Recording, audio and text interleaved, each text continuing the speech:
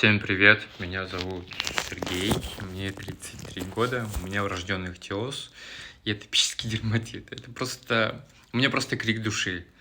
Просто, не знаю, выбешивает то, что отношение некоторых дерматологов ко мне. Потому что, например, я прихожу с проблемой, вышла какая-то болячка, какие-то пятна вышли. Приходишь, потому что не понимаешь, что это. То есть, вроде бы не аллергия, вроде бы не грибок.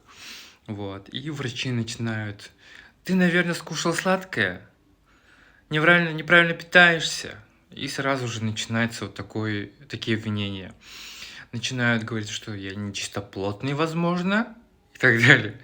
Прям, не знаю, раздражает. Если я даже не выдержал и сказал одному доктору: если вы не знаете, в чем причина, скажите это мне прямо. Почему вы меня пытаетесь как-то вот тыкать мне вот пальцем, то, что я, например, кушаю то, что нельзя. Это сам понимаю, я же уже взрослый человек, зачем мне портить себе жизнь, кушая запрещенное, да? Вот, и так далее. Просто не знаю, как исправляться вот этим.